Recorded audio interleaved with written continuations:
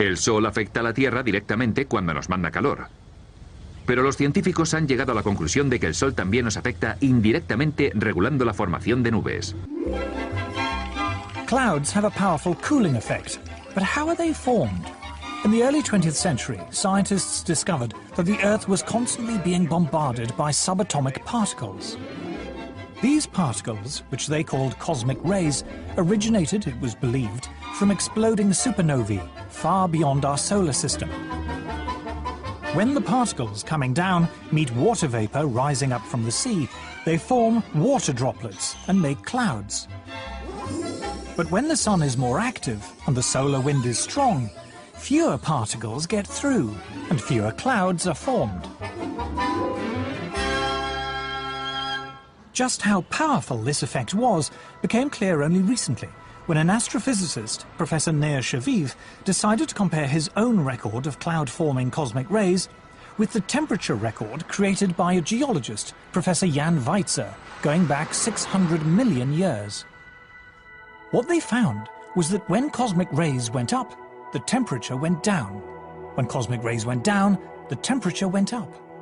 Clouds and the Earth's climate were very closely linked. To see how close, you just flip the lines. We just compared the graphs, just put them one upon the other, and it was just amazing. Jan Weitzer looked at me and says, you know, we have very explosive data here. I've never seen such vastly different records coming together so beautifully to show really what was happening over that long period of time. The climate was controlled by the clouds. The clouds were controlled by cosmic rays. And the cosmic rays were controlled by the sun. It all came down to the sun. Si tuviéramos rayos X en los ojos, lo que ahora vemos como una pelotita amarilla nos parecería un tigre rabioso.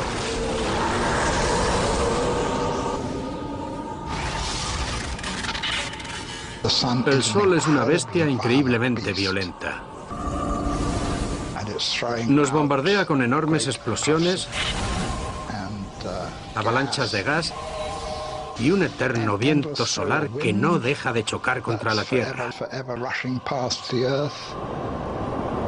De algún modo estamos dentro de la atmósfera del Sol. La intensidad de su campo magnético aumentó más del doble durante el siglo XX. En 2005, astrofísicos de la Universidad de Harvard publicaron el siguiente gráfico en la revista oficial de la Unión Geofísica Americana. La línea azul representa los cambios de temperatura en el Ártico durante los últimos 100 años. Y este es el aumento del dióxido de carbono durante el mismo periodo. Las dos líneas no tienen una relación obvia. Pero volvamos al registro de las temperaturas y a esta línea roja, que representa las variaciones en la actividad solar durante el último siglo, registradas de forma independiente por científicos de la NASA y de la Administración Nacional Americana del Océano y la Atmósfera.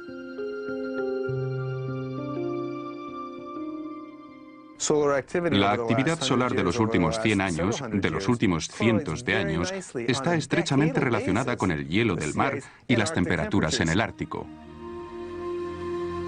Para muchos científicos, la conclusión es innegable.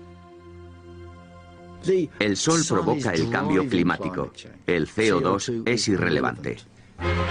Pero si esto es así, ¿por qué nos bombardean a diario con noticias sobre el calentamiento global causado por el hombre?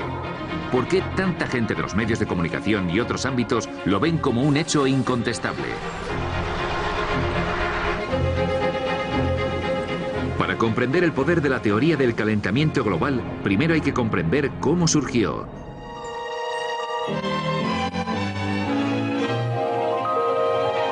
The weather satellite depicts a planet that grieves for its lost harvests.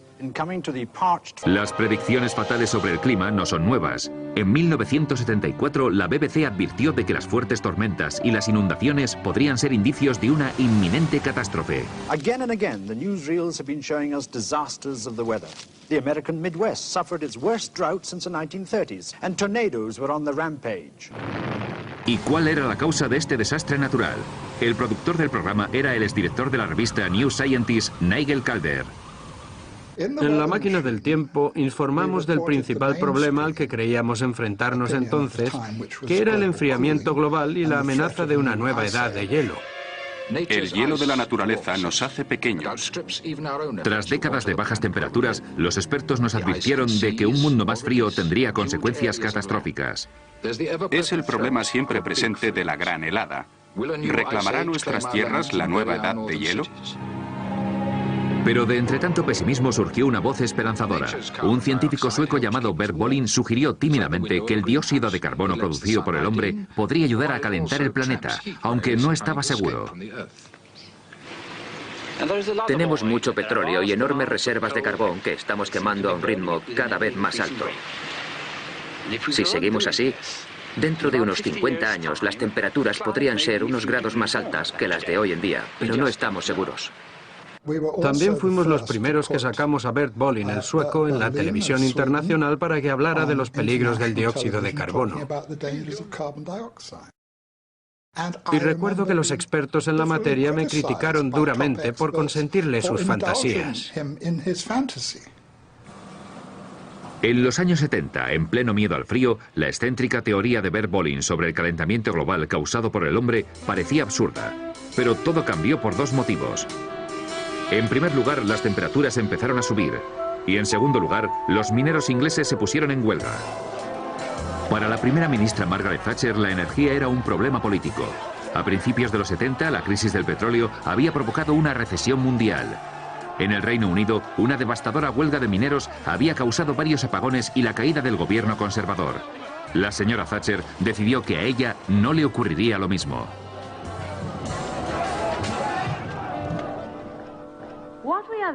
Lo que hemos visto en este país es la aparición de una minoría revolucionaria organizada,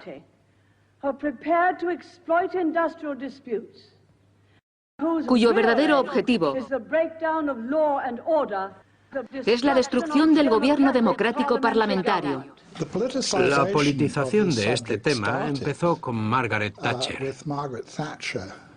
Recuerdo que cuando yo era secretario de Estado de Energía, mucho antes de que se hablara del cambio climático, ella ya estaba muy interesada en promover la energía nuclear.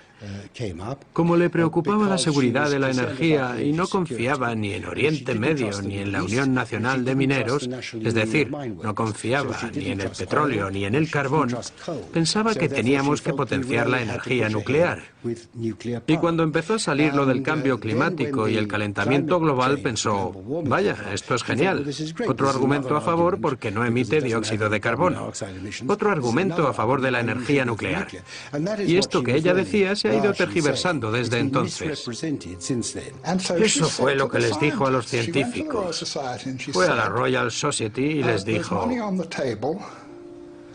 aquí hay dinero para quien me demuestre esto, así que ellos cogieron y se lo demostraron. Inevitablemente, en cuanto los políticos toman partido por una causa y se identifican con ella, el dinero empieza a entrar. Así es como funciona esto. La investigación, el desarrollo y las instituciones empezaron a crecer inevitablemente cuando, digámoslo de esta manera, empezaron a estudiar el clima haciendo énfasis en la relación entre el dióxido de carbono y la temperatura. En 1988, por petición de la señora Thatcher, el Instituto Británico de Meteorología creó una unidad especial para los modelos climáticos que fue la base de un nuevo comité internacional, llamado Panel Intergubernamental del Cambio Climático, o IPCC. Su primera gran investigación predecía desastres climáticos como consecuencia del calentamiento global. Recuerdo que cuando fui a la conferencia de prensa me sorprendieron dos cosas. Primero, la simplicidad y la elocuencia con las que se transmitió el mensaje. Y segundo, la absoluta falta de consideración hacia todas las investigaciones climatológicas anteriores, incluida una sobre el papel del Sol, que había sido clave en una importante reunión de la Royal Society solo unos meses antes. Pero este nuevo énfasis en el dióxido de carbono producido por el hombre como posible problema medioambiental no solo era cosa de la señora Thatcher.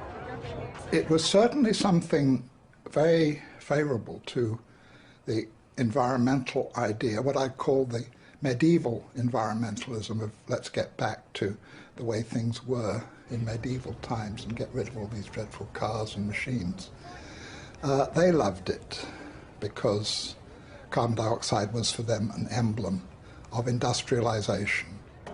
Well, carbon dioxide clearly is an industrial gas, and tried and sort of tied in with economic growth, with transportation in cars, with what we call civilization.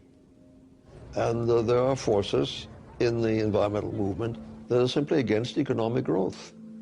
They think that's bad.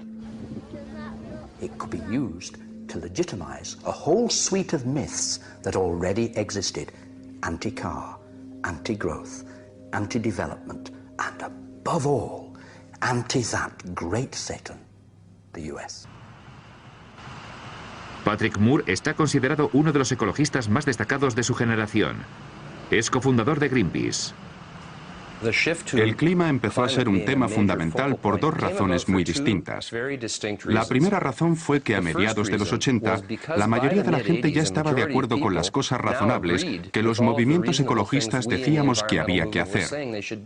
Y cuando la mayoría de la gente está de acuerdo contigo, es muy difícil seguir con una actitud de confrontación. Así que la única manera de seguir siendo antisistema era adoptando posturas cada vez más extremas. Cuando dejé Greenpeace, estaban en mitad de una campaña para prohibir el cloro en todo el mundo. Yo les dije, chicos, es un elemento de la tabla periódica. Y, en fin, no sé si está en nuestra jurisdicción el prohibir todo un elemento. La otra razón de ser del extremismo ecologista fue que el comunismo mundial fracasó. El muro cayó y un montón de pacifistas y activistas políticos se pasaron al ecologismo, trayendo consigo sus teorías neomarxistas. Aprendieron a utilizar el lenguaje verde de forma muy inteligente para encubrir unas agendas que tenían más que ver con el anticapitalismo y la antiglobalización que con la ecología o la ciencia. Los que quedaban estaban algo desorientados por el fracaso manifiesto del socialismo y aún más del comunismo tal como se llevó a cabo. Así que seguían siendo tan anticapitalistas como eran, pero necesitaban un nuevo disfraz para su anticapitalismo. Y aquella alianza tan sorprendente entre la derecha de Margaret Thatcher y la extrema izquierda anticapitalista y ecologista fue la que creó este movimiento a partir de una idea disparatada.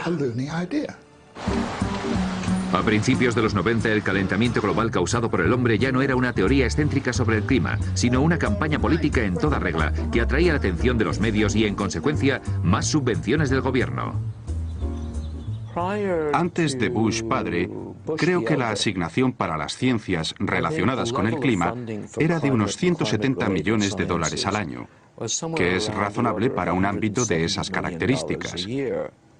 Y esa cifra se multiplicó hasta los 2.000 millones al año, más de 10 veces lo que era. Eso cambió muchas cosas. Dio lugar a nuevos puestos de trabajo y atrajo a gente que, de no ser por eso, nunca se hubieran metido en ese campo. Así llegó muchísima gente cuyo único interés por el clima era el calentamiento global. Si yo hubiera querido hacer un estudio sobre, pongamos, las ardillas de Sussex, lo que hubiera hecho a partir de 1990 habría sido poner en mi petición que mi estudio iba a tratar el comportamiento de las ardillas de Sussex con especial referencia a los efectos del cambio climático. De esa manera conseguiría el dinero. Y si no mencionara el calentamiento global, quizás no me darían la subvención. There's really no question in my mind that the large amounts of money that have been fed into this particular, rather small area of science have distorted the overall scientific effort. Todos competimos por las subvenciones. Y si mi campo es el centro de atención, tendré muchos menos problemas en explicar por qué me tienen que subvencionar.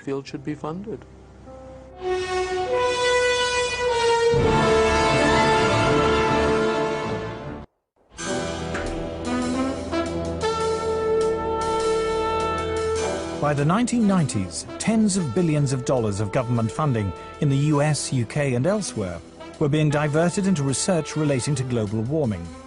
Una buena parte de esas subvenciones se destinó a construir modelos informáticos para predecir el clima que haría en el futuro.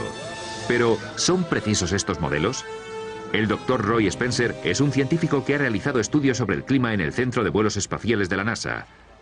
Ha recibido la medalla al descubrimiento científico excepcional de la NASA y de la Sociedad Meteorológica Americana. Los modelos climáticos solo son buenos en relación con las predicciones que hacen, y hay cientos de predicciones.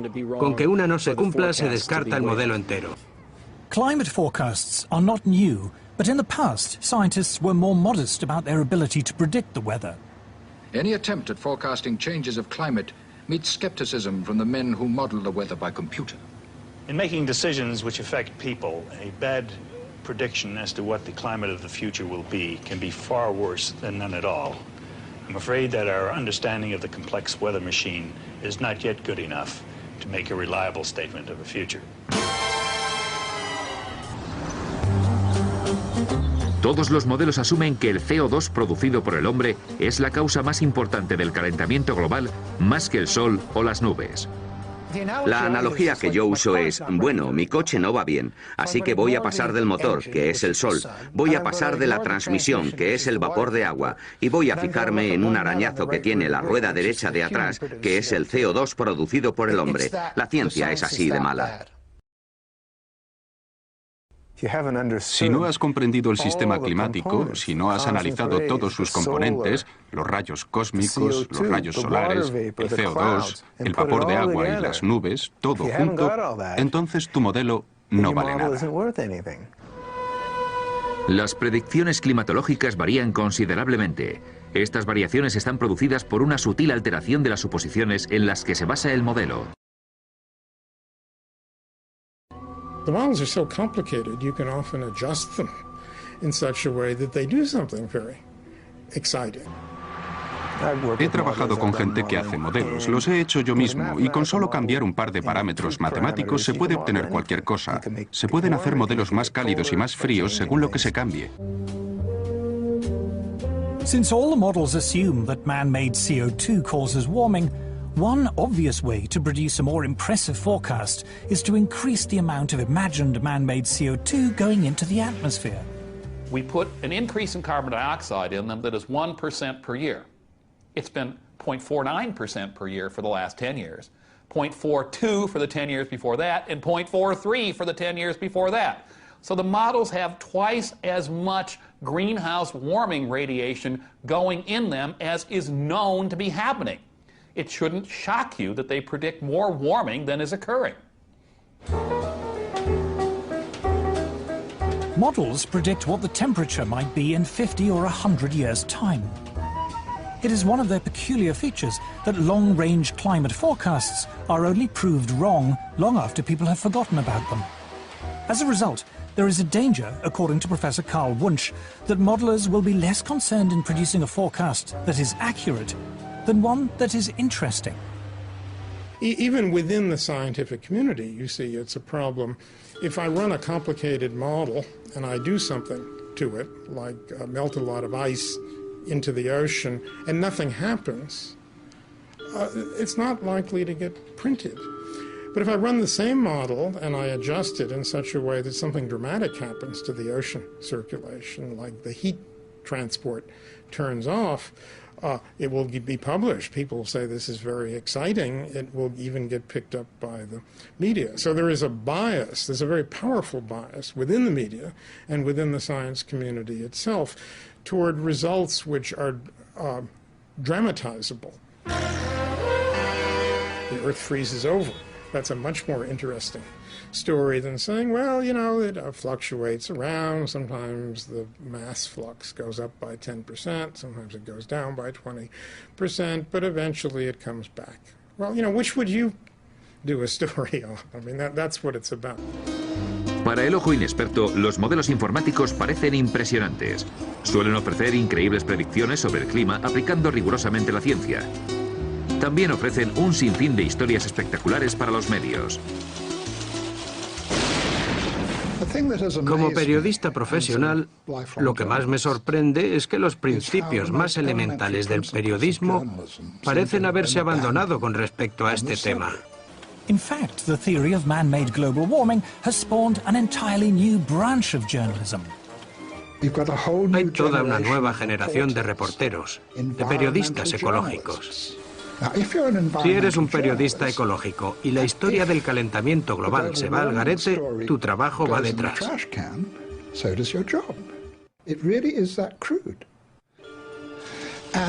Las noticias tienen que ser cada vez más alarmantes, porque afortunadamente algunos editores están ya muy curtidos y dicen: oye, llevas ya 5 años diciendo lo mismo.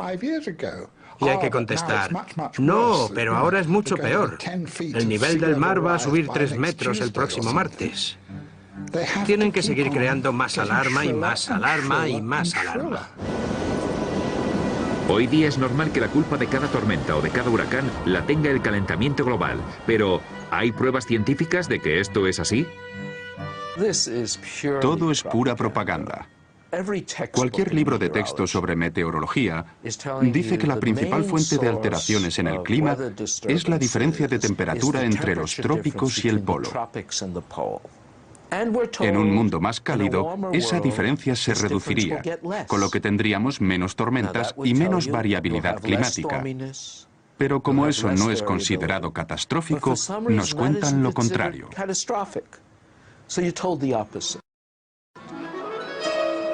Muchas veces se dice que incluso un ligero aumento de la temperatura global podría provocar un catastrófico deshielo de los polos. Pero, ¿qué nos cuenta en realidad la historia climática de la Tierra?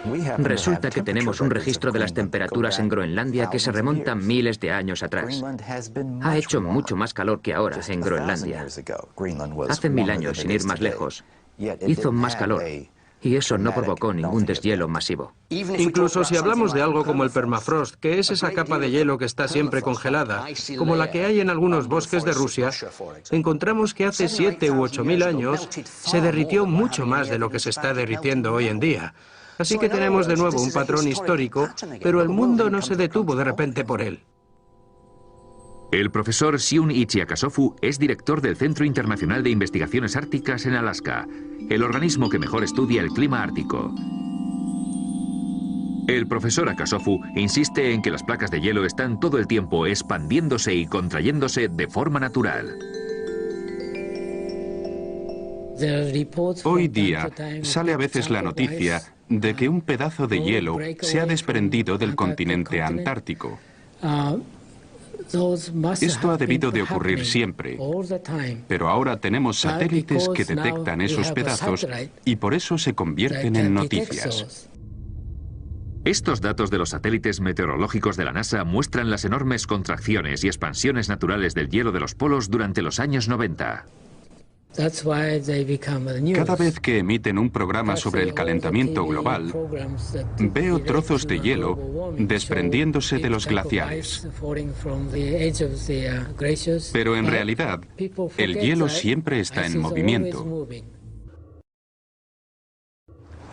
En las noticias suelen aparecer imágenes del hielo ártico desmoronándose. Lo que no dicen es que ese acontecimiento es tan normal como la caída de las hojas en otoño. Me preguntan que si he visto los pedazos de hielo desprendiéndose del glaciar. Sí, claro. Es la primavera. Ocurre todos los años. La prensa viene aquí para ver las consecuencias del desastre climático, pero yo les digo que no lo hay. Alarming television programs raise the fearful prospect of vast tidal waves flooding Britain.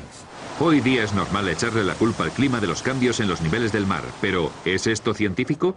En todo el mundo los cambios en los niveles del mar se rigen fundamentalmente por 2 factores. Lo que llamamos factores locales o cómo está la Tierra en relación con el mar, que por cierto tiene más que ver con los cambios en la Tierra que con los cambios en el mar. Y los factores eustáticos, que son los cambios mundiales en el nivel del mar y que se deben a las expansiones termales de los océanos, no a que los polos se derritan. Y empezar a detectar estos cambios llevaría muchísimo tiempo, más que toda una vida.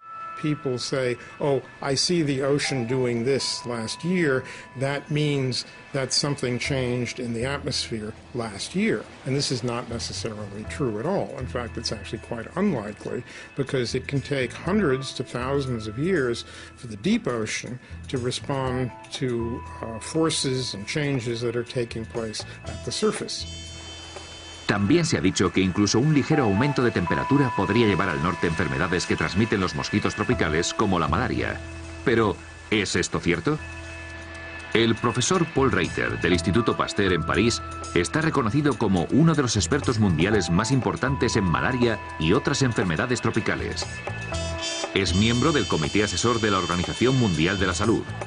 Fue presidente del Comité Americano de Entomología Médica y un importante colaborador en sección médica de la Evaluación Nacional Americana sobre las posibles consecuencias de un cambio climático.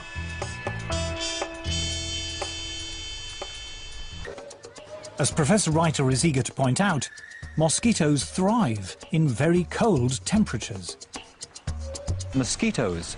Los mosquitos no son una especie tropical. La gente cree que solo viven en las regiones templadas, pero de hecho son extremadamente abundantes en el Ártico. La epidemia de malaria más devastadora fue en la Unión Soviética en los años 20. Se registraron unos 13 millones de casos al año y unas 600.000 muertes. Una catástrofe tremenda que llegó hasta el Círculo Polar. En Arkhángelsk hubo 30.000 casos y unos 10.000 muertos. Así que no es una enfermedad tropical. Pero estos del calentamiento global se han inventado que la malaria se expandirá hacia el norte. Climate scare stories cannot be blamed solely on sloppy or biased journalism. Los informes oficiales del Panel Intergubernamental del Cambio Climático suelen ser muy alarmantes, pero ¿son de confianza? On the spread of malaria, the IPCC warns us that mosquito species that transmit malaria do not usually survive where the mean winter temperature drops below 16 to 18 degrees Celsius. According to Professor Reiter, this is clearly untrue. Me espantó leer el segundo y el tercer informe porque contenían información errónea y no había ningún tipo de mención a la literatura científica, de verdad, a lo que escriben los especialistas en estos campos. En una carta al Wall Street Journal, el profesor Frederick Seith, expresidente de la Academia Americana de Ciencias, reveló que los redactores del IPCC habían censurado los comentarios de los científicos. Dijo literalmente, este informe no es la versión aprobada por los científicos colaboradores. Al menos 15 secciones clave de la parte científica habían sido eliminadas, entre ellas algunas como: ninguno de los estudios citados demuestra claramente que podamos atribuir los cambios climáticos observados al aumento de gases invernadero. Hasta la fecha, ningún estudio ha atribuido todo o parte de los cambios climáticos observados a las acciones del ser humano. El profesor Seith concluyó diciendo, nunca he sido testigo de una corrupción tan preocupante como la del proceso de revisión de estos informes del IPCC. En su respuesta, el IPCC no negaba haber eliminado ciertas secciones, pero sostuvo que el informe era sincero e imparcial y que las dudas sobre la causa del calentamiento global habían sido incluidas. Los cambios se hicieron en respuesta a los comentarios de gobiernos, científicos y organizaciones no gubernamentales. Cuando presenté mi dimisión al IPCC, creí que todo había acabado. Pero al ver el borrador final, me di cuenta de que mi nombre seguía allí, así que pedí que lo borraran. Me dijeron que yo había colaborado y que mi nombre tenía que aparecer, y yo les dije, no he colaborado, porque no han escuchado nada de lo que les he dicho. Al final se montó una buena, pero cuando les amenacé con emprender acciones legales, quitaron mi nombre. Creo que esto pasa mucho. Aquellos especialistas que no están de acuerdo con las conclusiones y dimiten, y yo conozco a unos cuantos, simplemente figuran en la lista de colaboradores y se vuelven parte de estos 2.500 científicos de élite. Research relating to man-made global warming is now one of the best-funded areas of science. The US government alone spends more than $4 billion a year. According to NASA climatologist Roy Spencer, scientists who speak out against man-made global warming have a lot to lose. It's generally harder to get research proposals funded because of the stands that we've taken publicly. And you'll find very few of us that are willing to take a public stand because it does cut into their research funding. It is a common prejudice that scientists who do not agree with the theory of man-made global warming must be being paid by private industry to tell lies. I get it all the time. You must be in the pay of the multinationals. Sadly, like most of the scientists you'll talk to, I haven't seen a penny from the multinationals. I'm always accused of being paid by the oil and gas companies. I've never received a nickel from the oil and gas companies. I joke about I wish they would pay me, then I could afford their product. Whenever anybody says that I'm in the pay of an oil company, I say my bank manager would wish. There is almost no private sector investment in climatology, and yet to be involved in any research project which involves an industry grant, no matter how small, can spell ruin to a scientist's reputation. Modern technology fueled by greenhouse gases. Patrick Michaels is Professor of Environmental Sciences at the University of Virginia. He was chair of the Committee on Applied Climatology at the American Meteorological Society, president of the American Association of State Climatologists, the author of 3 books on meteorology, and an author and reviewer on the UN's Intergovernmental Panel on Climate Change. But when he conducted research which was part funded by the coal industry, he found himself among those under attack from climate campaigners. British-based corporations are some of the worst climate criminals on the planet. Shell is based in the UK, right here in London. We have the right and the duty to take it back into public ownership, dismantle it, break it up, and send its managers to rehabilitation training. But reasoned debate is not the only casualty in the global warming alarm. As international public policy bears down on industrial emissions of carbon dioxide, the developing world is coming under intense pressure not to develop.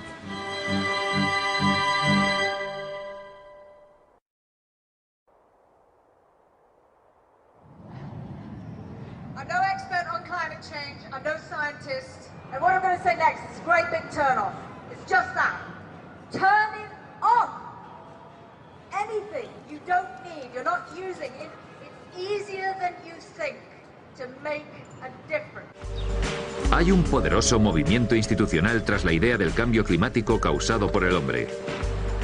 Aquí, en Nairobi, dedicados defensores de la causa, profesionales de las ONGs, responsables de subsidios compensatorios, periodistas ecológicos y muchos otros se han reunido para hablar del cambio climático en unas conferencias de 10 días patrocinadas por la ONU. We'll discuss every aspect of man-made climate change, from how to promote solar panels in Africa to the relationship between global warming and sexism. El número de delegados sobrepasa los 6.000. El que haya miles de millones de dólares invertidos en la climatología significa que muchísima gente depende de ese dinero y que quiere seguir recibiéndolo. En cualquier burocracia ocurre lo mismo. Where I live, we have a local council global warming officer. There's a huge tail out there of people who have, in one way or another, been recruited to join this particular bandwagon. Si alguien se levanta y dice, oye, un momento, vamos a analizar esto despacio, racionalmente y con cuidado, a ver si es cierto, a ver si sacamos algo en claro, será condenado al ostracismo. Scientists, accustomed to the relative civility and obscurity of academic life, suddenly find themselves publicly attacked if they dare to challenge the theory of man-made global warming, vilified by campaign groups and even within their own universities. Hay un viejo refrán inglés que dice, si te quedas junto a la diana, te dispararán. Y lo que ocurre es algo parecido, pero más complicado, muy desagradable y muy personal. Ya se conocen algunas amenazas de muerte y ese tipo de cosas, así que yo no me meto por mi salud. Hoy día, si te muestras escéptico ante el cambio climático, es como si estuvieras negando el Holocausto. Este movimiento ecologista es en realidad un movimiento político activista que se ha vuelto enormemente influyente en todo el mundo. Todos los políticos actuales lo saben, ya estén en la izquierda, en el centro o en la derecha. Deben pagar tributo al medio ambiente. La campaña del calentamiento global ha obtenido una gran victoria. El gobierno de los Estados Unidos, que era un bastión de resistencia, ha sucumbido. George Bush es ahora un aliado. Los gobiernos occidentales han comprendido la necesidad de llegar a acuerdos internacionales para restringir la producción industrial en países desarrollados y en vías de desarrollo. Pero ¿a qué precio? Paul Driesen es un antiguo militante ecologista. Lo que más me preocupa del calentamiento global es que las medidas que se han tomado supuestamente para combatirlo están teniendo un efecto desastroso sobre los más pobres del mundo. Global warming campaigners say it does no harm to be on the safe side. Even if the theory of man-made climate change is wrong, we should impose draconian measures to cut carbon emissions just in case. They call this the precautionary principle. The precautionary principle is a very interesting beast. It's basically used to promote a particular agenda and ideology. It's always used in one direction only. It talks about the risks of using a particular technology, fossil fuels, for example, but never about the risks of not using it. It never talks about the benefits of having that technology. Anne Mugela está preparando la comida de sus hijos. Es una de las 2.000 millones de personas, un tercio de la población mundial, que no tiene acceso a la electricidad. Así que en vez de electricidad, usa madera o boñiga seca para quemar. Las hogueras caseras están reconocidas como la forma de contaminación más mortífera del mundo. Según la Organización Mundial de la Salud, 4 millones de niños menores de 5 años mueren cada año de enfermedades respiratorias causadas por las hogueras caseras. Y muchos millones de mujeres mueren de cáncer de pulmón por esta misma razón. Si le preguntas a un campesino que te explique el desarrollo, te dirá, sabré que he subido de nivel cuando tenga electricidad. La falta de electricidad conlleva una cantidad increíble de problemas, porque lo primero que se echa en falta es la luz. Y la gente tiene que acostarse antes. En fin, que si no hay luz, no puedes seguir despierto, porque no puedes hacer nada a oscuras. Sin dispositivos de refrigeración no se puede almacenar la comida. Las hogueras caseras producen demasiado humo y gastan demasiado como para calentar la choza. No hay agua caliente. Nosotros, los occidentales, no podemos imaginar lo dura que es la vida sin electricidad. La esperanza de vida en estos países es terriblemente corta. Se han empobrecido de todas las maneras posibles.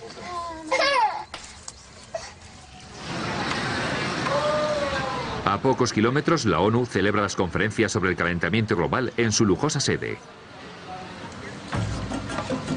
En la tienda de regalos se venden souvenirs hechos por las tribus mientras los delegados hablan sobre cómo promover métodos sostenibles de obtención de electricidad.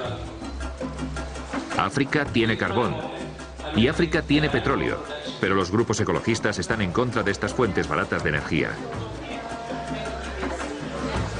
Dicen que África y el resto del mundo deberían utilizar la energía solar y la eólica.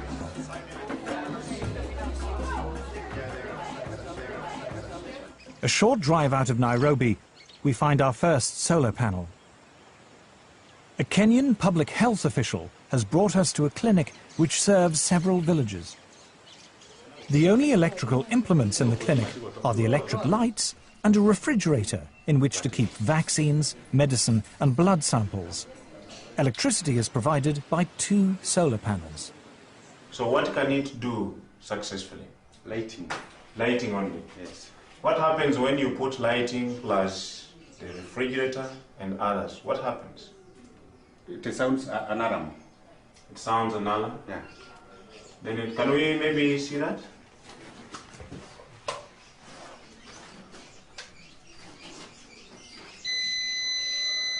The solar panels allow Dr. Samuel Mwangi to use either the lights or the refrigerator, but not both at the same time.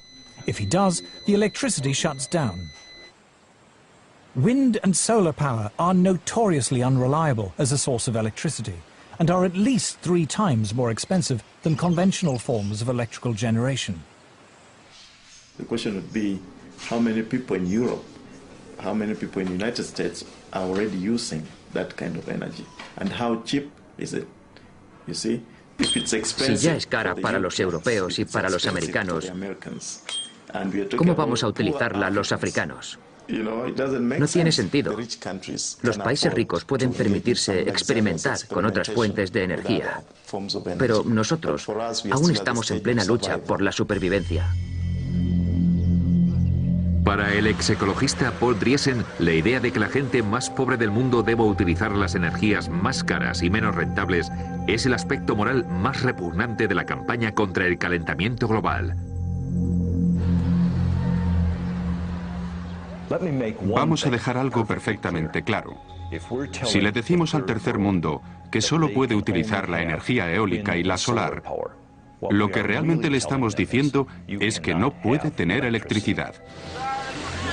El desafío al que nos enfrentamos cuando hablamos con los ecologistas occidentales, que dicen que debemos utilizar paneles solares y energía eólica, es cómo podemos industrializar África. Porque no sé cómo un panel solar va a poner en marcha toda una industria siderúrgica. Con paneles solares podríamos impulsar algún tren de cercanías, o quizá un transistor pequeñito, pero poco más.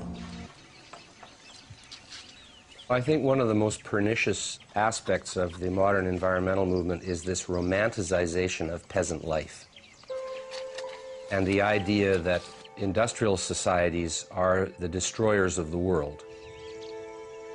One clear thing that emerges from the whole environmental debate is the point that there's somebody keen to kill the African dream, and the African dream is to develop. Los movimientos ecologistas han pasado a ser la forma más eficaz de evitar que los países del tercer mundo se desarrollen. Nos dicen, no toquéis vuestros recursos, no toquéis vuestro petróleo, no toquéis vuestro carbón. Es un suicidio. Creo que tengo derecho a llamarles inhumanos. En fin, no tienen por qué pensar que los humanos somos mejores que las ballenas o que los búhos o lo que sea, ¿no? Pero creo que no es buena idea tratar a los humanos como si fueran escoria.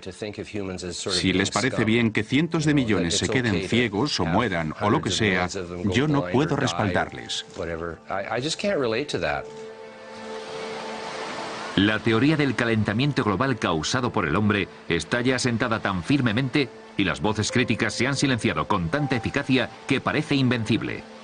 Y ninguna prueba en contra le afecta, por sólida que sea. La alarma del calentamiento global ha sobrepasado ya los límites de la razón. Todavía seguirá habiendo gente que crea que este es el fin del mundo. Sobre todo cuando el líder científico del Reino Unido le está diciendo a la gente que el único lugar habitable a finales de este siglo será la Antártida. Y la humanidad sobrevivirá gracias a las parejas reproductoras que se muden a la Antártida. En fin, es muy divertido. O lo sería si no fuera